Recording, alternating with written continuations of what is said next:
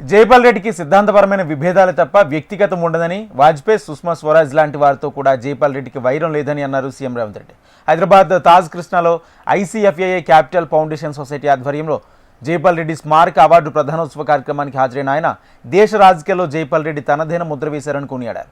PV తర్వాత చట్టసభలో జైపాల్ రెడ్డిదే ప్రముఖ పాత్రని, జైపాల్ రెడ్డి సహకారం లేకపోతే తెలంగాణ వచ్చేది కాదని ఘంటాపథంగా చెప్పారు. సమాచార హక్కు చట్టం రావడంలో జైపాల్ రెడ్డి కృషి ఎంతో ఉందన్నారు సీఎం రేవంత్. కలకుర్తి ప్రాంతంలో మార్పుల కోసం జైపాల్ రెడ్డి ఎంతో కృషి చేశారని గుర్తు చేశారు. Real Hyderabadi, studied in Nizam college. అలాంటి మేధావులకు తెలంగాణ అభివృద్ధిలో, హైదరాబాద్ అభివృద్ధిలో భాగస్వాములైన చాలామంది పెద్దలకు, డాక్టర్ జీవీ రావు గారికి, సుబ్బారావు గారికి, చాలామంది ఇక్కడ జైపాల్ రెడ్డి గారు మెమోరియల్ అవార్డ్స్ ఇవ్వడము, ఒక మంచి కార్యక్రమాన్ని ఏర్పాటు చేసి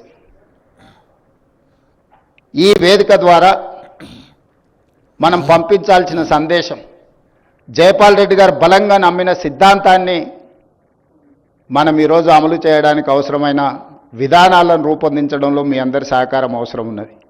జైపాల్ రెడ్డి గారు మొదటి నుంచి రాజకీయాలలో ధన ప్రభావాన్ని తగ్గించాలి, రాజకీయాలలో ప్రజాసేవ, ప్రజల యొక్క మేలు కోసం చేసే విధి విధానాలను తయారు చేసే వాళ్ళ ప్రాతినిధ్యం ఉండాలి.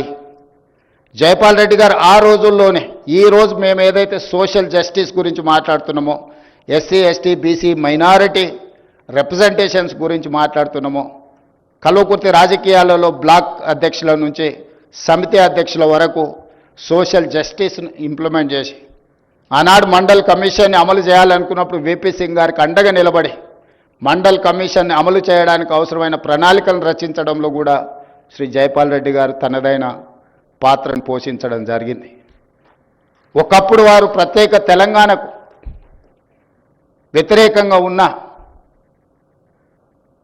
మొదట్లో వారి విద్యార్థి రాజకీయాల నుంచి ప్రజా జీవితంలోకి వచ్చినప్పుడు తెలంగాణ రాష్ట్ర ఏర్పాటు ప్రక్రియలో వారు భాగస్వాములు కాకపోయినా ఈరోజు తెలంగాణ రాష్ట్రం ఏర్పాటులో జైపాల్ రెడ్డి గారి పాత్రను ఎవ్వరు తీయలేరు.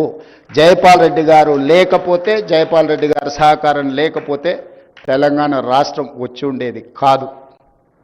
వారి సమయస్ఫూర్తి, వారి అనుభవం, లోక్సభ రాజ్యసభలో బిల్లును ఆమోదింపజేయడంలో ప్రధాన ప్రతిపక్ష నాయకురాలు సుష్మా స్వరాజ్ గారు చర్చ లేకుండానే లోక్సభలో బిల్లును ఆమోదింపజేయడంలో జైపాల్ రెడ్డి గారు అత్యంత కీలక పాత్ర పోషించారు. అందుకే నేను చెప్తున్నా, జైపాల్ రెడ్డి గారికి రాజకీయ ప్రత్యర్థులే కానీ శత్రువులు ఎవరు లేరు. He doesn't have any enemies in politics, is only political opposition is there. That is how he has made his efforts, he has put his efforts to pass Telangana bill in Lok Sabha as well in Rajya Sabha. Amendments Rajya Sabhalo ప్రవేశపెట్టినప్పుడు కూడా వారు ప్రత్యేకమైన పాత్ర పోషించి union క్యాబినెట్లో కూడా తెలంగాణ రాష్ట్రం యొక్క ఆవశ్యకతను almost 45 minutes he has represented. He only explained to the cabinet, he only convinced శ్రీమతి సోనియా గాంధీ గారు. ఒక ప్రత్యేకమైన ఒక సందర్భంలో సోనియా గాంధీ గారు నాకు చెప్పిండ్రు, జైపాల్ రెడ్డి గారి ఇనిషియేషన్ వల్ల I have incline to announce the state of Telangana అని. ఈరోజు వారికి చేయడం తెలుసు, చెప్పుకోవడం తెలియదు.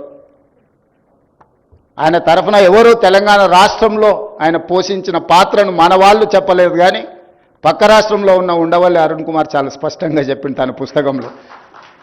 ఎందుకంటే ఎఫెక్టెడ్ పార్టీ ఎప్పుడు గుర్తుపెట్టుకుంటుంది. జైపాల్ రెడ్డి గారు పోషించిన పాత్ర, తెలంగాణ రాష్ట్రం ఈరోజు కళ సాకారం అయింది ఏంటంటే